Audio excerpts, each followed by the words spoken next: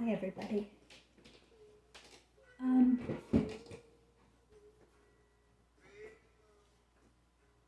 I'm inspired every day to do a new video. And today's no different. I'm going to talk about your crazy mama. I'm going to talk about everybody's crazy mamas.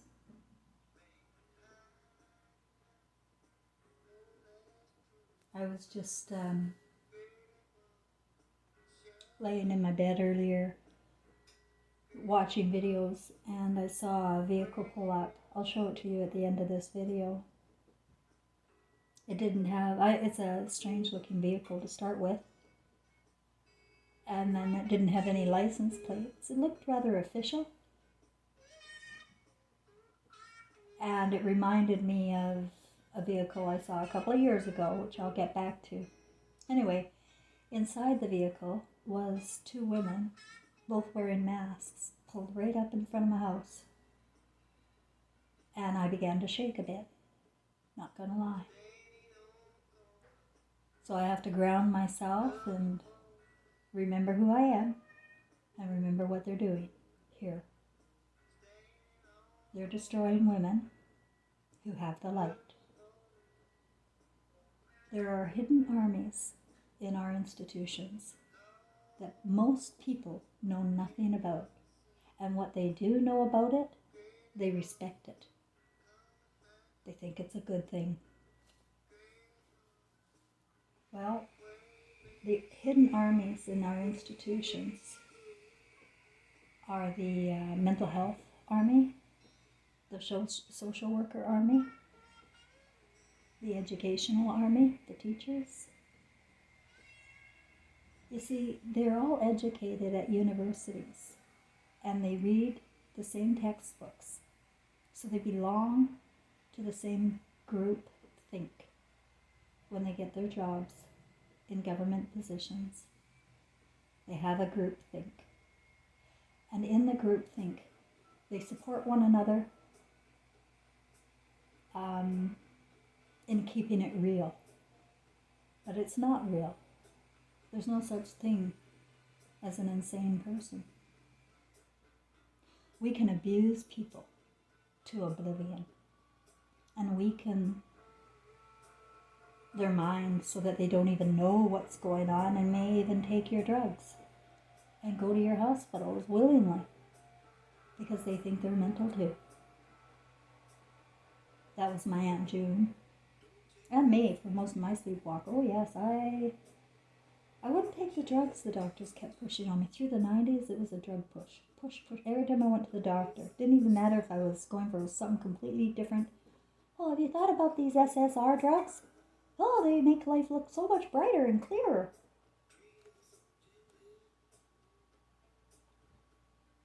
And I was suicidal. There's no doubt about it. And they define suicide ideation as a mental illness. They define depression as a mental illness. And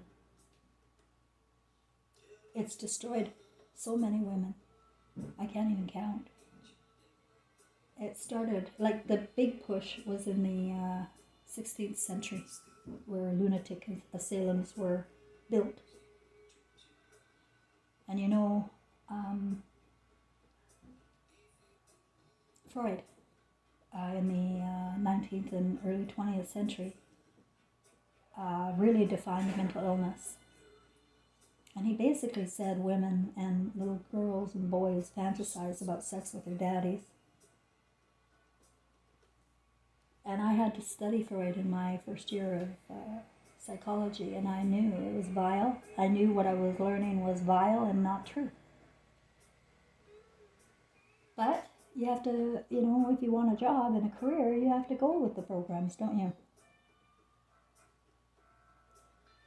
I did the best I could, and then I dropped out after the first year. I took several first years, like criminology, psychology, human resource management, and business. All sorts of education I have, about 15 years worth of post-secondary education. But I couldn't get past the second year in anything because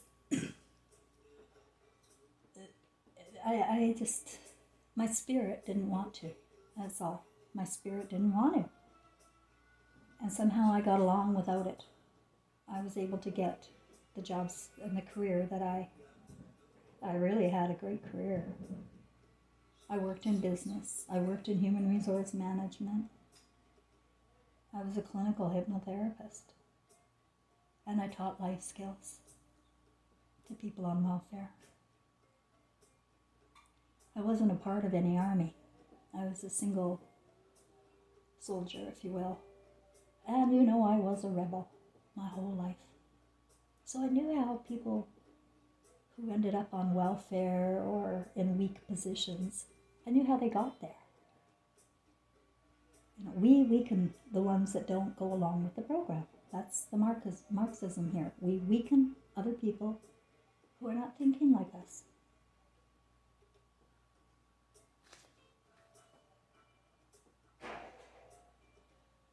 What they do is they gaslight the reality of women after they've been abused, and they may wonder what's going on. Why am I depressed? Why am I so anxious? Why don't I want to get up and go to work? And they'll go for their answers to the students of Freud, because everybody in medicine is a student of Freud.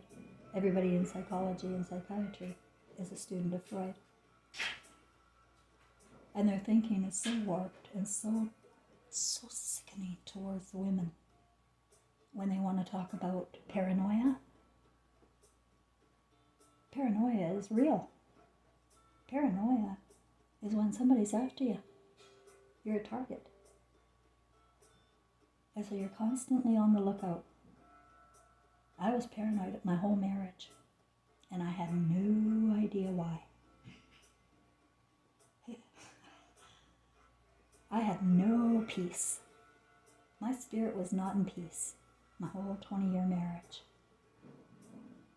But I blamed myself, like the doctors, so I just wanted to die. Little did I realize that my reality was being gaslit at every turn. Nothing I said was true or worth listening to. Especially when you go for that first crazy label. The crazy labels, right away you've killed whoever you're calling crazy. You have killed them. You've killed their spirit. They killed my Aunt June. I was 40 years old, married, living in British Columbia. I was having my 40th birthday party. I'd already been pushed a bunch of drugs myself, and when my aunt came to my birthday party, she was in her 70s. I understood when she brought over this big blister package of 20 different types of pills that she had to take every day. Big honking pills that she had to take every day. And she got depressed when she was in university getting her second master's degree in early childhood education. She was in her 60s. She was already a registered nurse. And she wasn't even my aunt. She was my uncle's wife, because my uncle had married this English woman from England with her British accent. I just adored this aunt. I gotta tell you, whenever I went to her house, she's the one that had color. She's the one that had candy. She's the one that laughed. She's the one that brought light to the room.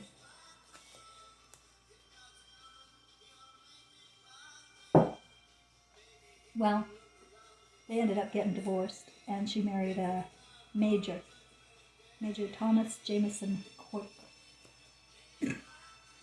And he was an RCMP major in Canada.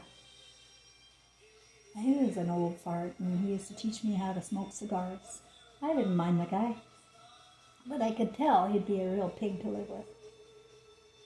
He'd always be picking at people. You know, when you're a military guy, you got perfection. And if those corners aren't folded exactly right in life, you're going to have a heart attack, guys.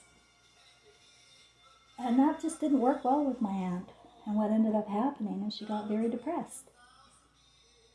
And then she ended up going into this hospital in West Kelowna. They weren't poor. And so she had a nicer institution, I guess you could say. And I didn't go visit her because the whole thing just bothered me. It bothered me that she was so sad when she had so much. But I guess you don't know about targets. You don't know that women with right brain intelligence and joy are the target here. We're being murdered, and we have been for a long time. And they use the institutional armies, the social workers, the doctors, the teachers, to see the worst in behavior that they don't recognize as normal, like joy, or like complaining about abuse and speaking about the truth about pedophilia. When you speak the truth about what's wrong, and I have a feeling that's how my aunt became a target. She was in a UBC again, going for her master's with that early childhood. I can just see. I didn't talk to her about this at the time. We weren't that close in the later years.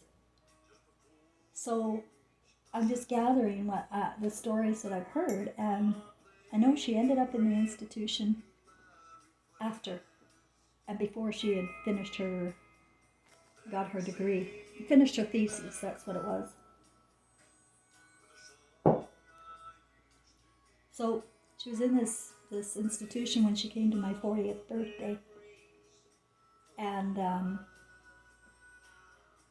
brought this blister package, and my heart broke. This woman that I she used to be tall in my eyes. Now here is this really short, fat woman, very fat, very bloated, with the pills. I mean, people are getting really bloated with these medications. And I didn't recognize her, but I really felt for her, but I was powerless. And she stayed overnight, and then my mother took her back to the institution. She had a room on the 7th floor. I think it was about a week after that. She either jumped or was pushed. Or maybe she went flying with the drugs she was on. She went. That's my Aunt Jude.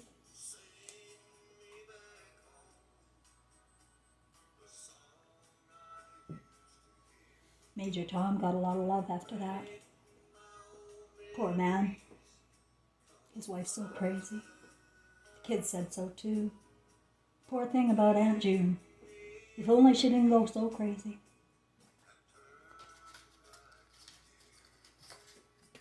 Nobody investigates anything. You just trust the white coats, what they say. Your mother, she was genetically flawed since birth. She told us in our sessions that her mother was also mentally ill. And so therefore, this is what you can expect.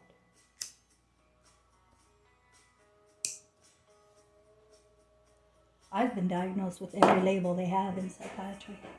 Bipolar. You know, bipolar. That's stupid. I'm 100 polar. I got 1,000 channels of thinking, doctor. Bipolar, that's 2. And that's 1 more than you. You're focused.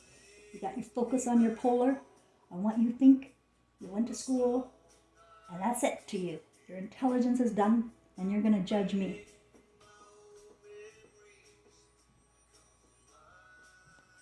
The worst one of all was the borderline personality one. That hurt. That fucking hurt. The social workers and teachers are trained to fear those with mental illness labels. And fear they do. And as soon as they see anything, they can imagine just being a sensitive, normal woman sitting there trying to live your life and probably being abused and nitpicked your whole life about your ways. And now the hospitals are also gaslighting your reality. Imagine how that might feel. If you try to tell, like me, I try to tell people we don't die, I've got spirits around me. No, that's mental. That's mental, eh?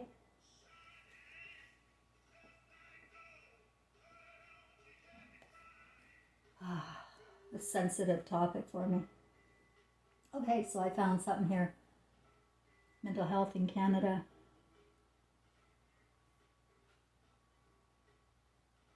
In 1714, in Quebec, provided a ward for women who were mentally ill and later took in about 12 men. But treatment of the mentally ill in New France and British North America was primarily a family responsibility. And patients who could not be cared for at home were placed in jail or poorhouses under deplorable conditions like overcrowding, poor sanitary conditions, inadequate food, and heating.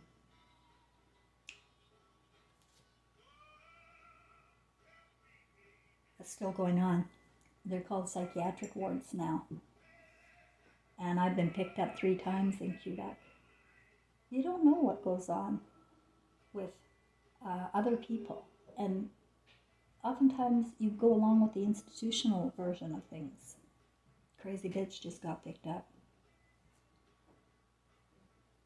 This last time I was in,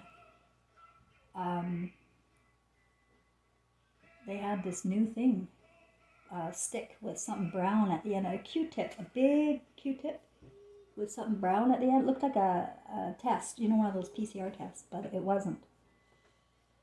And the first nurse that brought it to me is a tall, huge, reptilian-looking creature. He brought me this stick, and he told me he wanted to stick it up my ass and get a test.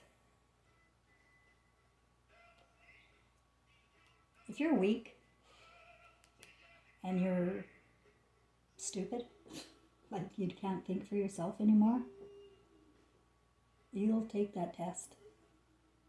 Because I didn't. I said, get the fuck out of my face. And 3 times, 3 different nurses tried to come and do it. And 3 times I said, get that shit out of my face. And then I started asking other people that were around the ward, did you get a stick? Did they ask you to stick something up your ass? They all said yes. And they all did it. I asked what the stick was for. Like, not that I would do it anyway, but I was questioning it. What is this? What is this test? Why does it have brown at the end of it? It looks like you're going to deposit something in me. No answers. Just do it. And then when you're in Quebec, you don't speak French. The courts are 100% French. I was certified twice here because I don't know French and I'm not allowed to have a word. Well, like I can't talk to the guy and say, hey, I'm not mental here. I don't want to hurt anybody. But no, you don't have a hope in hell when you have a mental illness label. And I have a lot. And I'm here as a mental case, I guess, but I'm talking about spiritual intelligence is being wiped out of your mothers, of your wives, and of your daughters. She is the conduit to God. Joy, color, creative imagination. But all along, we have been demonizing these women as if they don't matter, as if they can be thrown away and spat on and discarded. My family totally thinks I'm crazy and that I don't deserve any love. They really do. They really live their lives like that. Just like Auntie June, she loved her grandson so much. I feel her with me, my Aunt June. Her grandson Ryan was born with cystic fibrosis. And she was at that children's hospital every fucking day with that kid.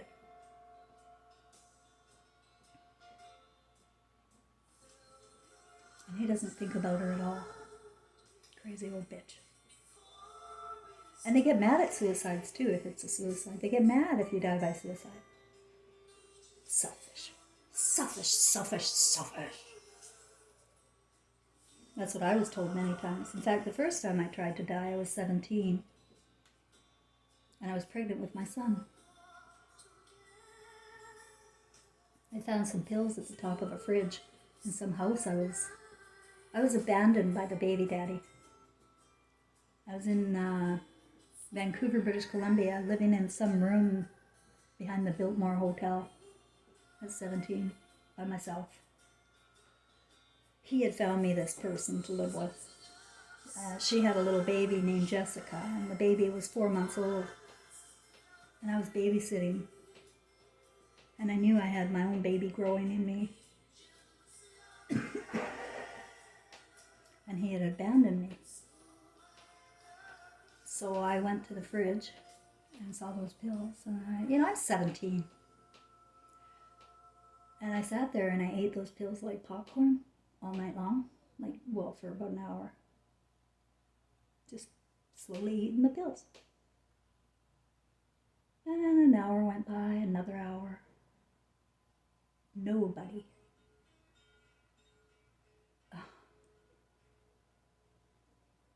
It wasn't working out. And they didn't have a phone. And I didn't want to hurt my baby. I didn't want to not die, but just kill my baby. That's not going to work out for me. No. So I had to save my baby when I found I wasn't dying. So I went next door to this Chinese family. Asked if I could borrow their phone. They brought this old rotary phone outside for me. I phoned my mom.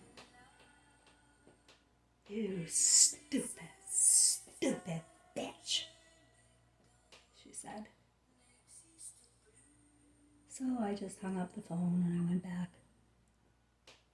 But soon enough, an ambulance showed up. Took me to some hospital where I lived for 6 weeks. My mother came to talk to the psychiatrists. Made sure they knew what a little rebel I was. Couldn't concentrate in school.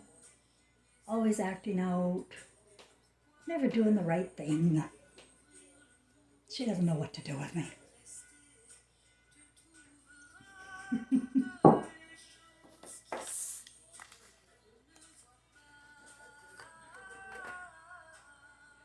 I got out and I moved to Cranbrook, British Columbia to be with my father and stepmother. And they treated me like gold. You wouldn't believe the difference in a person. You wouldn't believe a difference in a person when they're given a little bit of love.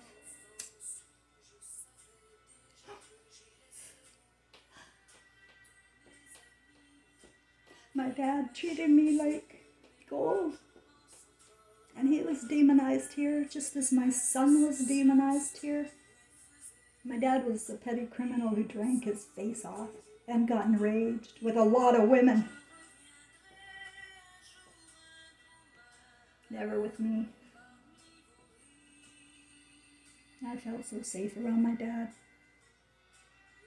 But it was the first time I was living with him. I mean, my parents divorced when I was 4, and being raised without a dad is cruel and inhumane.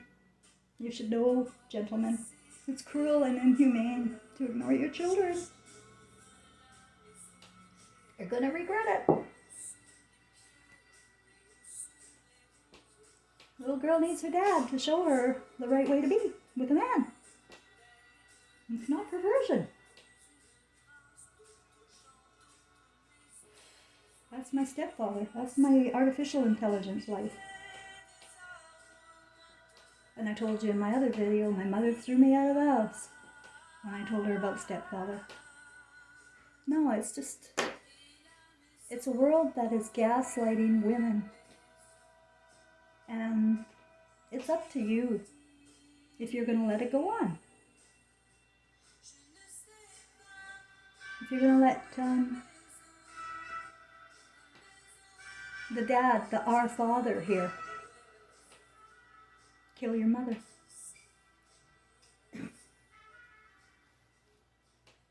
God isn't a man. It isn't a father. Jesus never said the Our Father prayer. Our Father which art in heaven. That is a lie. There's no fucking father with a maternal instinct. Do you got it? There is no father with a maternal instinct of a mother. They can't have it. They'll never have it. Ever, ever, ever. They can fucking dress in anything they want. They will never be a woman if they're not born in a woman. You're sucking the joy out of your lives.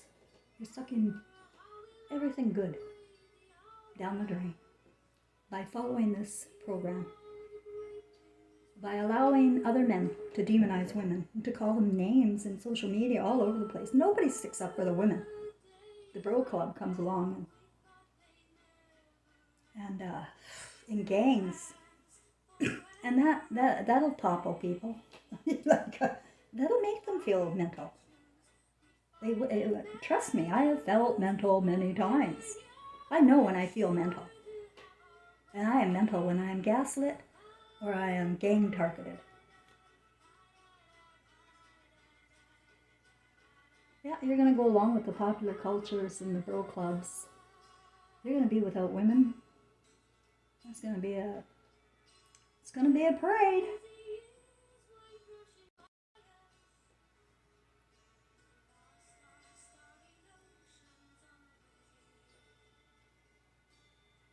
Worlds are colliding now. Artificial intelligence cannot compete with emotional intelligence. And there are people waking up to the Christ consciousness that we are. Christ isn't a man, it's a consciousness. It's an all-knowing. You can see the truth and you can see the lies. You have conscience again. You can't do anything outside of your conscience. I can't lie. I would never lie to you guys. I may be wrong sometimes, or my consciousness isn't unfolding in a way I can articulate properly, but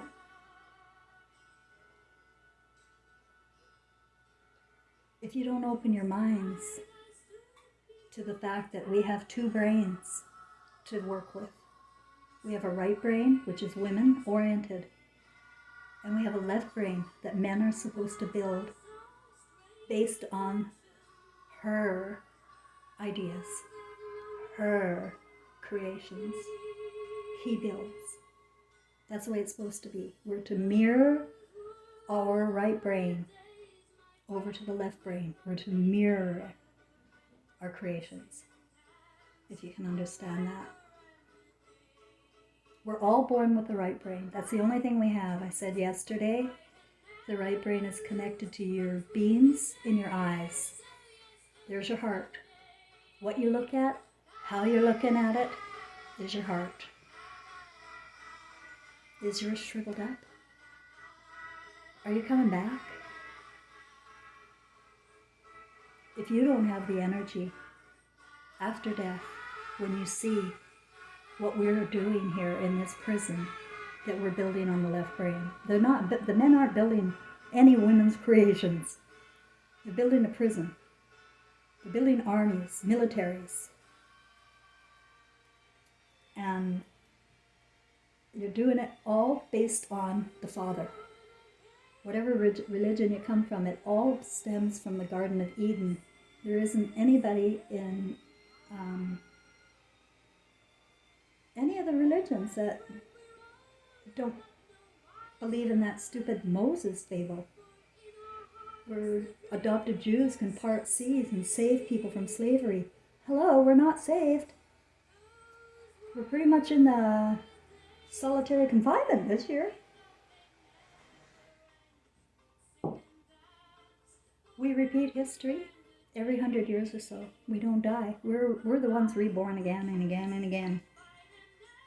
And the same men that are leading today, the same bloodline, were the same ones that parted the seas. Told you all about God and the 10 Commandments.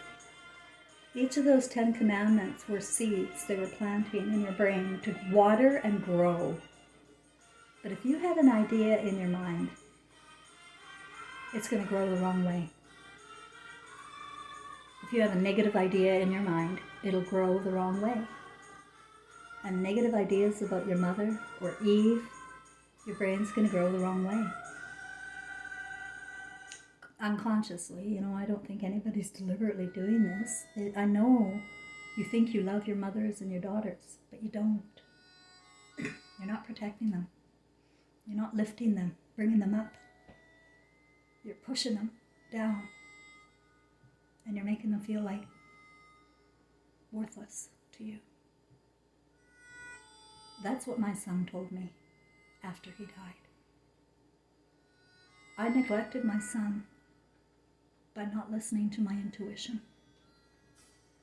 I was crazy and feeling no peace and wanting to die because my son was being raped behind my back.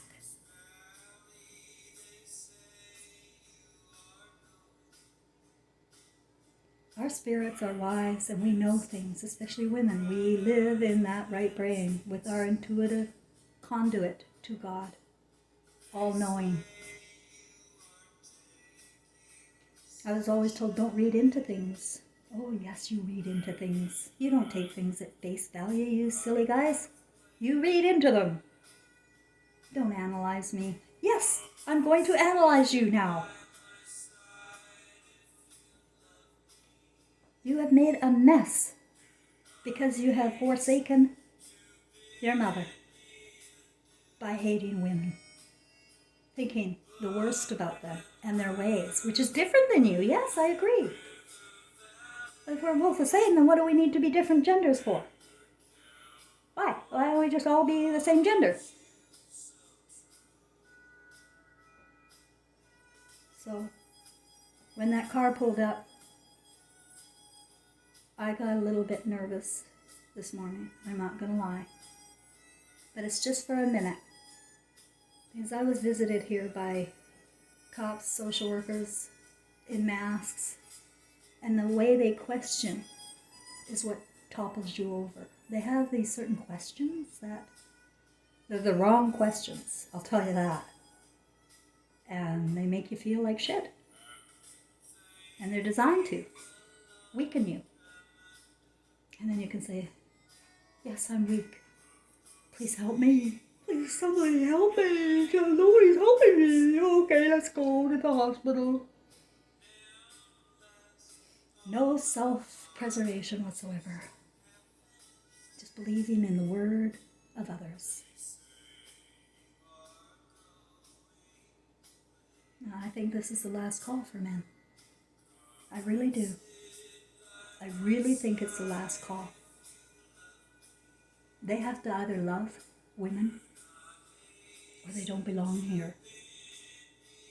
And I think Hollywood and the Bibles and the Quran, all of it, stemming from the Garden of Hell, is to blame. And when you're watching images of other people making love, kissing, or doing things that defy, like, conscience, it's not funny. Not funny to God. Okay. Thanks, everybody. Leave your comments. I'll keep this open.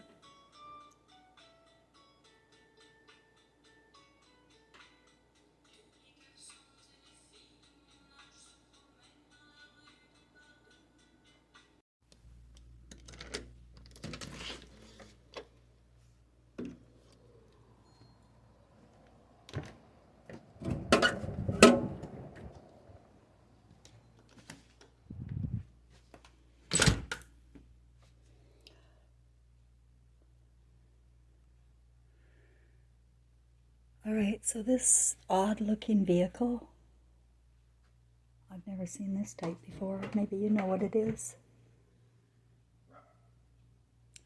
Pulled up in front of my house.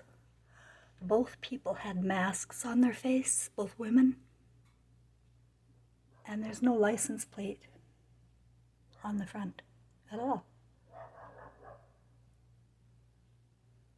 And it looks like they're going to visit that new family that just moved in across the street.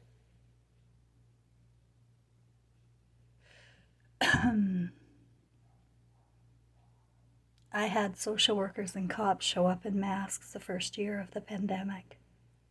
They came to terrorize me and see if I would fall over. I didn't. You cannot mess with emotional intelligence. They're observant. They know what's going on. Keep your eyes open, everybody. I'm in Quebec City. Things are not as they appear.